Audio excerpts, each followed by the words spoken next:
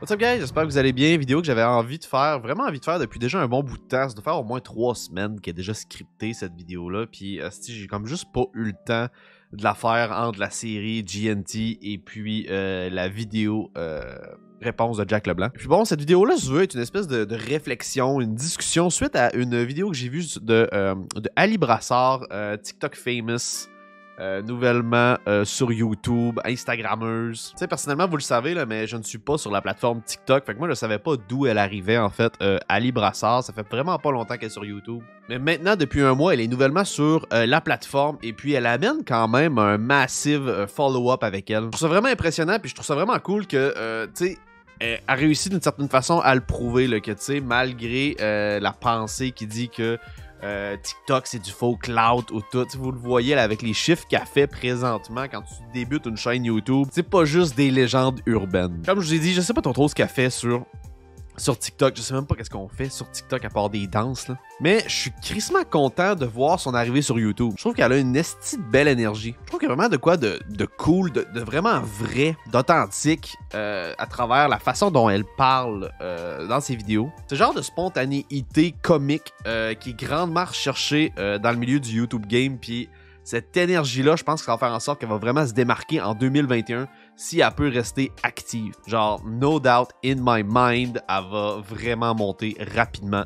sur YouTube si elle se donne la peine de le faire. Parce que présentement, on le voit, elle est peut-être pas énormément active, mais je pense que ça va s'en venir. So, Ali Brassard, notez bien ça, ça va monter vraiment vite. Fait que dans sa dernière vidéo que je voulais parler, puis c'est drôle parce que, comme je vous ai dit, j'ai scripté cette vidéo-là il y a 3 semaines. Ouais, il y a 3 semaines, quasiment un mois, et puis je m'attendais à ce qu'elle ressorte des vidéos. Finalement, elle a rien ressorti, fait que c'est toujours d'actualité, c'est ça qui est quand même cool. So, Ali Brassard nous disait dans sa dernière vidéo qu'elle était thanatophobe, donc elle a la phobie de mourir. La phobie de la mort, en fait. Dans sa vidéo, elle explique également qu'elle a 2 phobies, soit elle des araignées et celle de la mort. C'est clair que quand tu l'écoutes, tu te rends compte que cette vidéo-là est beaucoup plus humoristique qu'informationnelle. Même si elle prend quand même le début de la vidéo pour expliquer les termes. N'empêche que le reste de la vidéo, tu sais, elle essaye de faire rire son audience puis elle raconte des histoires. For real, j'ai adoré cette vidéo-là. Je vais vous la mettre en description si jamais ça vous intéresse d'aller la voir.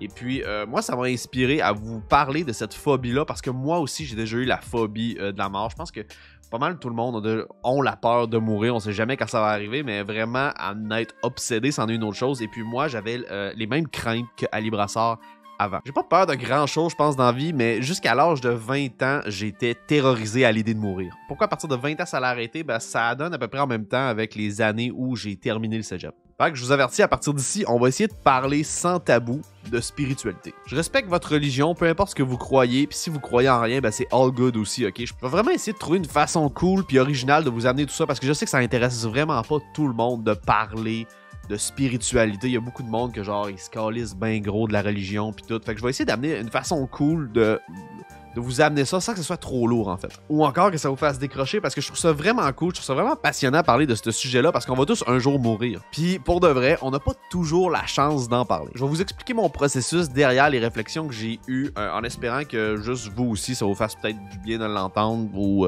si jamais la mort vous fait angoisser, vous autres aussi. Fait qu'en 2013-2014, j'étais à un moment dans ma vie où est-ce que je pense que tout le monde a déjà eu cette réflexion-là, se demande un petit peu...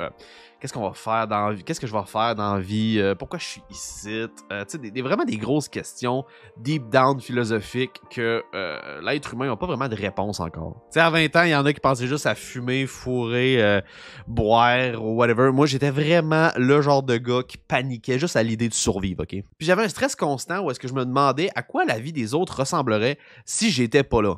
C'est deep, là. Je sais pas si vous avez déjà fait cet exercice-là, mais moi, littéralement, j'en faisais une obsession. Je faisais plein de scénarios où est-ce que je me trouvais plus sur Terre, ou est-ce que certains autres de mes proches se trouvaient plus là. Je sais pas pourquoi je faisais ça, mais sérieux, la mort m'obsédait, littéralement. Ça faisait des hosties de beaux projets de fin de semaine en 2 fins de session, ça je vous garantis. Fait que j'ai commencé à m'intéresser à des gens qui appartenaient à des groupes religieux, et puis je te dirais que de façon unanime, dans tous ceux-là dans lesquels j'ai traîné, il y en avait... la plupart me disaient la même chose. Me disaient juste de lire la Bible, en fait. Ok, je le sais, là, je rentre direct dedans. Là, tu te demandes déjà, est-ce faut-tu que je clique sur la croix rouge en haut? Donne-moi encore une petite chance, ok? Donne-moi une chance. J'ai pas tout lu la Bible, ok? Mais il y a certains passages que j'ai lus, il y a certains segments que j'ai lus, dont les évangiles, l'Apocalypse dans le Nouveau Testament. Puis pour être vraiment franc avec vous autres, ça m'a fait du bien. Puis à ce temps, je vois plus la mort comme un salut, comme d'un passage à un autre, à place de voir ça vraiment négativement, puis c'est terminé, puis il se passe plus rien, ok? Puis j'ai également compris à travers tout ça que les chrétiens, le commun des mortels, n'a pas à avoir peur de la mort, mais plutôt à avoir peur du jugement, en fait. Tout ça a l'air un peu théâtral, tiré par les cheveux, mais ça reste que c'est ça quand même. Puis là, je le répète, ça n'a pas rapport avec des faits, là. C'est vraiment, on est dans la spiritualité, on parle sans tabou, là. Le jugement, en fait, de ce que j'ai compris, on le voit dans des séries, dans des films, c'est vraiment très imagé, mais grosso modo, ce que ça veut dire, le jugement, c'est que c'est comme un peu le tribunal de Dieu, sauf qu'il y a un problème avec ça, c'est qu'il y a une seule issue possible dans le jugement, et c'est l'enfer. Donc, pour résumer, les gens ne devraient pas avoir peur de mourir, en fait. Les gens devraient avoir peur du jugement parce qu'il existe une seule issue à ça, en fait. Ok, si jusqu'à là, tu me suis encore, c'est all good, ça veut dire t'es vraiment encore into it. Puis moi, c'est à partir de cette réflexion-là, c'est à partir de là que j'ai commencé vraiment à m'intéresser aux solutions pour ne plus avoir peur, en fait, de mourir. J'en suis vraiment venu à deux éléments clés qui allaient faire en sorte que j'allais plus avoir peur de ça du tout. La première, c'est de laisser aller les choses que je peux vraiment pas contrôler. Puis ça, c'est pas juste pratique dans la spiritualité, ok? C'est pratique dans la vie de tous les jours. Mis à part le suicide, on n'est pas réellement maître de la façon dont on va mourir si tu veux vivre jusqu'au bout. Alors, si t'as aucun contrôle, pourquoi t'en faire? Tu peux juste pas contrôler la façon dont tu vas die, so just let it go, ok? Un exemple hors contexte, tu peux décider de te préparer pour un examen super important. Tu peux décider ou non d'étudier comme un esti de débile. Fait que t'as un contrôle là-dessus. C'est normal de stresser puis de t'en faire là-dessus parce que t'as crissement un contrôle sur tes connaissances. Par contre, ça sert à rien de stresser sur les questions qui vont être posées à l'examen parce que ça, t'as aucun contrôle là-dessus. T'as pas le contrôle à savoir c'est quoi les questions qui vont être décidées. Tu vois, elle est comme là la nuance en fait. Je sais pas si tu me suis. La deuxième chose également qui m'a permis de surmonter cette phobie-là de la mort, ça s'est justement retrouvé dans un passage de la Bible, en fait. En fait, il y a deux passages dans la Bible qui m'ont vraiment fait du bien. Puis ça, t'as même pas besoin d'être croyant ou non, parce qu'à ce moment-là, je l'étais pas encore croyant. Donc c'est pour ça que je t'en parle, parce que t'as beau croire ou non, ces passages-là sont juste sensés. La première, c'est probablement une des citations les plus connues de la Bible. Ça se trouve dans Jean 3,16. « Car Dieu a tant aimé le monde qu'il a envoyé son Fils unique mourir afin que quiconque croit en lui ne périsse point, mais ait la vie éternelle. » Ça ressemble grosso modo à ça. Je l'ai vraiment en tête, là. Je pourrais pas vous dire exactement mot pour mot c'est quoi. Je pense que je vais juste l'afficher, mais grosso modo, c'est ça. Fait que ça, c'est la promesse que si tu crois en Dieu, tu mourras jamais. Tu sais, dans cette citation-là, ça dit que Dieu t'aime tellement qu'il a envoyé son fils mourir, man. As-tu pensé à quel point c'est une promesse qui est forte? Et le deuxième passage qui m'a vraiment fait du bien, c'était celui-là de 1 Jean 1,9. Et puis ça disait que si nous confessons nos péchés, il est juste et bon de nous les pardonner. Grosso modo encore, je vais la faire apparaître en bas de l'écran. Je pense qu'il y avait aussi nous purifier de toute iniquité, mais je suis pas certain, mais ça me dit quelque chose. Si tu regrettes amèrement tes erreurs, que tu les avoues et puis que tu essayes de ne pas les répéter, pourquoi pas juste te pardonner, en fait? On est humains, on fait tous des erreurs, on est des créatures émotives, c'est normal. Fait que c'est vraiment ces deux raisons-là qui ont fait en sorte que aujourd'hui, j'ai vraiment plus peur de mourir. Donc, premièrement, parce que si j'ai pas de contrôle sur la façon dont je vais mourir, pourquoi est-ce que je devrais m'en faire?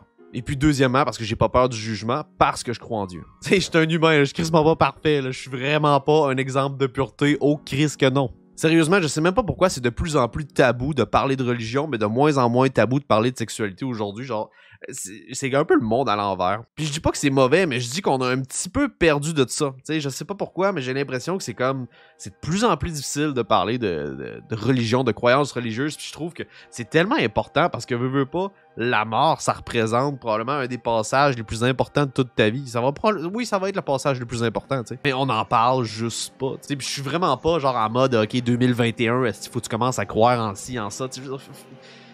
C'est tellement personnel. Je trouve qu'il y a tellement de plus en plus de croyants qui se font persécuter comme les homosexuels back then, là, tu sais. Je veux dire, on est rendu à un stade de notre société qu'on est rendu assez ouvert pour accepter l'orientation sexuelle pourquoi juste pas accepter également les croyances religieuses? T'sais, on est dans une société d'acceptation et puis d'égalité. Je trouve juste que la religion et puis l'orientation sexuelle et puis bien d'autres choses, c'est des choses qui sont tellement personnelles que ça sert à rien d'envoyer de la merde là-dessus. Là. Bref, j'espère que tu auras écouté cette vidéo-là, Ali. Je suis vraiment content que tu rejoignes la plateforme.